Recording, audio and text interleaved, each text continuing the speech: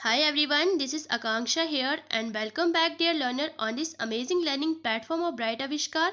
I hope you all are doing well and I am sure you all are safe and sound in this pandemic at your home. As you know dear friend, we have started the wonderful series of idioms and phrases. So dear friend, today I have come here again with some new idioms and phrases which is most important for the examination point of view and very useful for our daily life conversation. So without delay, let's get started our today's lecture. Dear friend, if you want to understand all these idioms in a brilliant way, be with me till the end of video. Dear friend, our today's first idiom and phrase is that without any rhyme or reason. Without any rhyme or reason, which mean बिना किसी कारण के. Dear friend, हम अपनी daily life में बहुत सारे ऐसे सेंटेंस यूज़ करते हैं कि वह जो हमारी पड़ोसन है वह गालियाँ निकाल रही है, बट बिना किसी कारण के वह गालियाँ क्यों निकाल रही है. वह जो छोटा बच्चा रो रहा है वह क्यों रो रहा है, यानी वह बिना किसी कारण के क्यों रो रहा है. तो बिना किसी कारण जो हिंदी में हमें सेंस मिलती है उसके लिए हमारे पास ईडियम है without any rhyme or reason. Let's see some example. First example is that why are you shouting at me without any rhyme or reason. तुम मुझ पर क्यों चिल्लाए जा रहे हो बिना किसी कारण के, यानी तुम बिना किसी कारण के मुझ पर क्यों चिल्लाए जा रहे हो. Second example is that she resigned from the service without any rhyme or reason. वह जो लड़की है उसने क्या किया, उसने रिज़ाइन कर दिया, यानी बिना किसी कारण के उसने सर्विस से रिज़ाइन कर दिया. This is the first idiom and phrase in this video. Next one is that child's play. Child's play which mean बच्चों का खेल. बच्चों का खेल यानी बहुत ही आसान काम. तो डियर फ्रेंड, हम बहुत सारे ऐसे सेंटेंस हमें मिलते हैं जिनमें हमें इसकी सेंस मिलती है. बोल सकते हैं हम कि इस टास्क को कंप्लीट करना मेरे लिए बच्चों का खेल नहीं है, यानी मेरे लिए आसान काम नहीं है. इस काम को तुम पूरा कर सकते हो क्योंकि ये बहुत ही आसान है. या फिर आप बोल सकते हो कि आपने जो मुझे यानी जो मिशन मैंने स्टार्ट करा है वो मैं कंप्लीट तो कर रहा हूँ, बट मेरे लिए वो कंप्लीट करना वो आसान नहीं है. तो ऐसे सेंटेंसेस में जब हमें कोई ऐसी सेंस जब हमें सेंटेंस में मिलती है तो हम उसको इंग्लिश में बनाने के लिए चाइल्ड्स प्ले इडियम का यूज़ करके हम अपने सेंटेंस को एक अच्छे तरीके से फ्रेम कर सकते हैं. Let's see some example. First example is that walking on the path of truth is not a child's play. यानी सच्चाई के रास्ते पर चलना बच्चों का खेल नहीं है. Second example is that cracking UPSC exam is not a child's play. UPSC के एग्ज़ाम को क्रैक करना बच्चों का खेल नहीं है. आप देख सकते हो डियर फ्रेंड, आप जान सकते हो कि अगर यूपीएससी का एग्ज़ाम क्रैक करना एक आसान काम होता तो आज हमारे इंडिया में सिर्फ आईएएस ऑफिसर या फिर केएएस ऑफिसर ही होते. This is the second idiom in this video. Hope guys you have got this idiom in a best way. Next one is that to take a dig at someone. To take a dig at someone which mean किसी में कमियां निकालना. Dear friend, बहुत सारे ऐसे लोग होते हैं जिनको आदत होती है कि वो पहले तो किसी को काम दिखाएंगे, पहले तो बोलेंगे कि यार मेरी हेल्प कर दे, बट जब वो हेल्प करेगा वो मतलब कि जो काम उसको दिखाया जाएगा वो कंप्लीट करेगा तो उसके बाद वो बोलेंगे कि ये काम तूने ठीक से नहीं किया, तुम्हें आता नहीं था करना, तूने क्यों किया, या फिर बहुत सारी ऐसी कमियां निकालते जाएंगे. तो कमियां निकालने के लिए हमारे पास इंग्लिश में इडियम है to take a dig at someone. देखते हैं कुछ एग्जाम्पल के साथ ताकि आप इस इडियम को एक अच्छे तरीके से समझ सके. फर्स्ट एग्जाम्पल जो है हमारे पास वह है he is in the habit of to take a dig at people. वह जो लड़का है वह किसकी मतलब कि उसकी आदत हो गई है, उसे आदत है लोगों में कमियां निकालना. Second example is that mother in law always take a dig at her daughter in law. Mother in law हमेशा क्या करती है, मदर इन लॉ हमेशा अपनी बहू में कमियां निकालती है. And it's a reality dear friend. Next one is that a hard nut to crack. A hard nut to crack which mean मुश्किल कार्य. डियर फ्रेंड, हम बहुत सारे ऐसे सेंटेंस अपनी डेली लाइफ में बोलते भी हैं और बहुत सारे ऐसे काम भी जो करते हैं जो हमारे लिए मुश्किल होते हैं. हम अक्सर ऐसा बोलते हैं कि ये वाला मिशन कंप्लीट करना मेरे लिए मुश्किल काम है, या फिर कम्पिटिटिव एग्ज़ाम पास करना मेरे लिए मुश्किल कार्य है, या फिर आप बोल सकते हो कि इंग्लिश बोलना मेरे लिए बहुत ही मुश्किल कार्य है। तो ऐसे सेंटेंसेस को इंग्लिश में क्रिएट करने के लिए हमारे पास ईडियम है और hard nut to crack. Idiom का यूज़ करके हम अपने सेंटेंसेस को एक अच्छे तरीके से फ्रेम कर सकते हैं।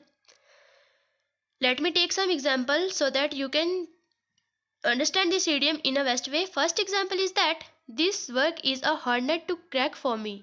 ये काम जो है ये मेरे लिए बहुत ही मुश्किल कार्य है। Second example is that speak English is not a hard nut to crack for us. English बोलना हमारे लिए मुश्किल कार्य नहीं है।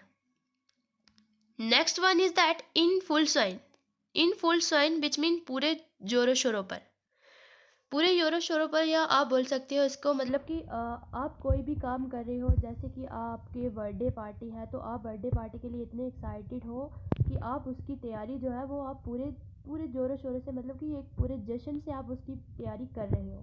या फिर आप बोल सकते हो कि मेरे एग्ज़ाम है तो मुझे एग्ज़ाम जो है एग्ज़ाम में अच्छे मार्क्स लाने हैं, तो उसके लिए मैं पूरी दिन रात करके मतलब कि पूरी अपनी तैयारी जो है वो पूरे ज़ोरों शोरों पर कर रहा हूँ। तो ऐसे सेंस जब हमें सेंटेंस में मिलती है तो उसके लिए हम मतलब उस सेंटेंस को इंग्लिश में क्रिएट करने के लिए हम इन फुल साइन ईडियम का यूज़ करके अपने सेंटेंस को फ्रेम कर सकते हैं। मतलब कि एक पूरे धूमधाम से उस पार्टी की तैयारी करना, या फिर जो आप एग्ज़ाम के लिए बोल रहे हो तो पूरी पूरी लगन से काम करना, उसके लिए हमारे पास ईडियम है इन फुल साइन। देखते हैं एग्जाम्पल ताकि आप इस ईडियम को एक अच्छे तरीके से समझ सकें। एग्जाम्पल है हमारे पास, this party is in full swing. वह जो पार्टी मतलब कि ये जो पार्टी है ये पूरे जोरों शोरों पर है।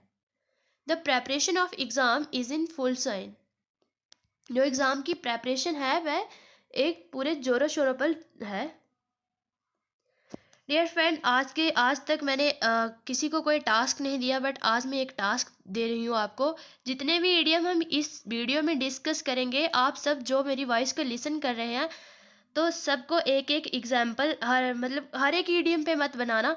जो आपको ईडियम अच्छा लगता है उस ईडियम पे आप एक एक एग्जाम्पल बना के कमेंट बॉक्स में रखना, ताकि मुझे पता चल सके कि ये वीडियो जो हम बनाते हैं आपके लिए, क्या ये आपके लिए बेनिफिशियल है या नहीं है, या क्या आप इन वीडियो का बेनिफिट ले रहे हो कि नहीं। Next one is that to die in harness. To die in harness which mean काम करते करते मर जाना। डियर फ्रेंड, आप देख सकते हो कि आप हमारे सोल्जर जो है उनकी ही आप एग्जांपल ले सकते हो कि वह जो रक्षा मतलब कि हमारी रक्षा करते करते अपनी जान को निछावर कर देते हैं। यानी वह एक काम कर रहे थे तो काम करते करते अपनी जान को उन्होंने निछावर कर दिया। या फिर कोई ऐसे लीडर जैसे हमारे महात्मा गांधी थे, और भी आप पंडित जवाहरलाल नेहरू थे, बहुत सारे ऐसे लीडर का आप नाम ले सकते हो कि जो मतलब कि देखो हमारे देश के लिए वो काम कर रहे थे और काम करते करते वह मर गए। तो उसको हम बोलते हैं, उसके लिए हमारे पास इंग्लिश में ईडियम है to die in harness. Example है हमारे पास, Mahatma Gandhi ji dead in harness. Mahatma Gandhi काम करते करते मर गए। Second example is that I want to die in harness. मैं काम करते करते मरना चाहती हूँ। डियर फ्रेंड, आप भी कुछ एग्जाम्पल बनाएं और करें प्रैक्टिस इन ईडियम्स के साथ।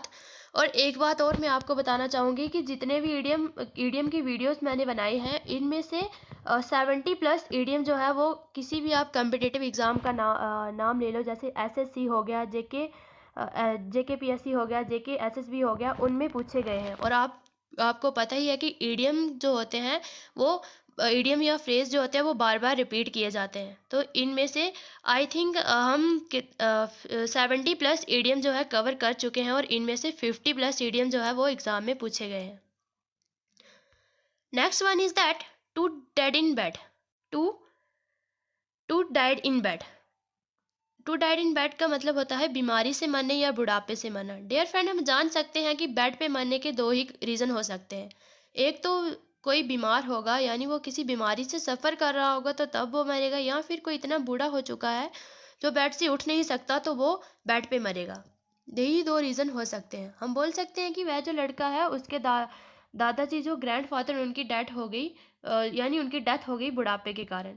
या वह जो आंटी है हमारी पड़ोसन आंटी, उनकी क्या बोलते, उनकी मासी जी की डेथ हो गई कोविड-19 की वजह से। तो देखो इसमें हमें पता चल रहा है कि जो वह लड़का था उसके दादू जी की डेथ हुई बुढ़ापे के कारण, और वह जो आंटी है उनके जो मासी जी की डेथ हुई वो किसके कारण, वो बीमारी के कारण। तो यही दो रीज़न हो सकते हैं जिससे ईडियम बना हुआ है to died in bed. Let me take some example so that you can understand this idiom in a best way. First example is that his grandfather died in bed at the age of 90. वह जो लड़का है उसके grandfather की death हुई कैसे, यानी वह उसके ग्रैंडफादर 90 की एज में मर गए, यानी वह बुढ़ापे के कारण मर गए। और second example is that due to कोविड-19 ही डेड इन बेड। कोविड-19 यानी वह कोविड-19 की वजह से एक बीमारी के कारण वह बेड पे मर गया। Next one is that out of the box, and this is the last idiom in this video. Out of the box which mean कुछ हटकर करना। डियर फ्रेंड, हम बहुत सारे ऐसे सेंटेंस अपने डेली लाइफ में बोलते हैं कि वह जो हमारे प्रिंसिपल सर हैं उन्होंने प्रिंसिपल बनने के लिए अपनी लाइफ में कुछ हटकर किया। या बहुत सारे बच्चे ऐसे हैं जो अपनी लाइफ में अपने गोल को अचीव करने के लिए अपनी लाइफ में कुछ हटकर करना चाहते हैं।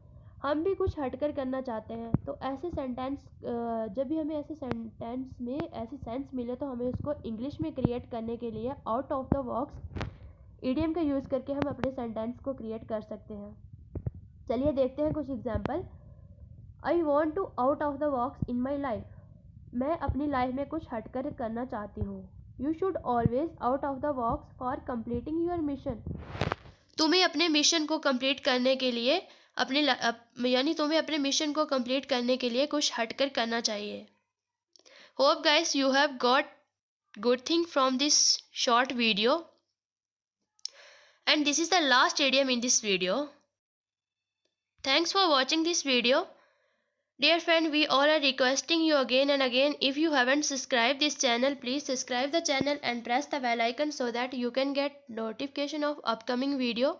Do comment on video, like this video and share with other. Dear friend, आपको मैं एक बात बोलना चाहूँगी कि अगर आप हमारी वीडियोस को आपको ये वीडियोस अच्छी लगती हैं तो प्लीज़ लाइक करें। अगर वीडियोस आपको अच्छी नहीं लगती हैं तो प्लीज़ डिसलाइक करें, बट अपना पर्टिकुलर रीज़न जो है वो हमें कमेंट बॉक्स में बताएं। और don't forget to share your feedback. Actually I need your feedback so that I can shop my communication skill. अगर आप अपनी फीडबैक ही नहीं दोगे हमें तो हमें कैसे पता चलेगा कि हम कहाँ से गलत हैं। तो please give your feedback. Thank you very much. See you tomorrow with a new lecture.